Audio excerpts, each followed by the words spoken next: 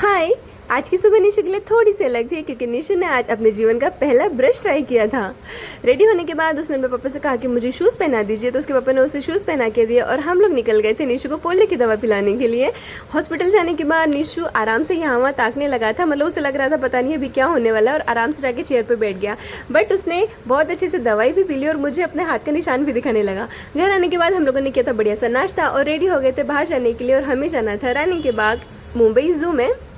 अपनी आंखों से ट्रेन को जाता हुआ देखकर निशु सोच में पड़ गया था कि यार मुझे ट्रेन में क्यों नहीं बैठने दिया, क्योंकि ये हमारी ट्रेन नहीं थी इसलिए हम लोग इसमें नहीं बैठे थे। और निशु मतलब मुझे इस तरह से देख रहा था कि हम लोग ट्रेन में क्यों नहीं बैठे। उसके बाद हमारी ट्रेन आई और हम लोग ट्रेन में बैठे, और फिर निशु ने अपने पापा की नकल की इस तरह से हैंडल पकड़कर, और पूरे रास्ते उसने बहुत एंजॉय किया क्योंकि उसे अच्छी तरह से सीट मिल गई थी।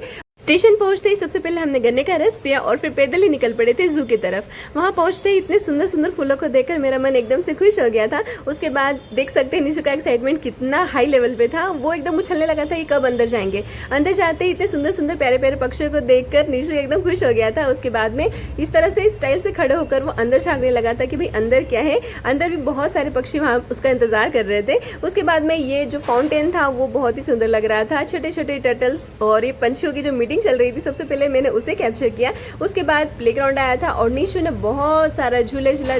फिर निशु की नजर पड़ी इन छोटे छोटे फाउंटेन्स की तरफ और वो उन्हें ही देखने लगा। इसके बाद हम लोग पहुंचे थे पेंगुइन हाउस में, जहां पर बहुत ज्यादा भीड़ थी। फिर भी हमने थोड़ी सी जगह बनाकर छोटे छोटे पेंगुइन्स को देखा।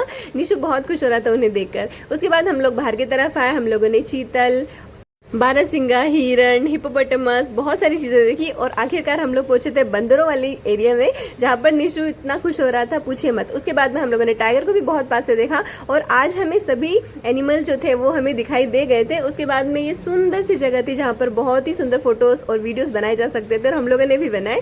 और ये छोटा सा झरना जो कि बहुत सुंदर दिखाई दे रहा था। सारे एक्सप्लोर करने के बाद हम चले अपने घर की तरफ। Okay bye.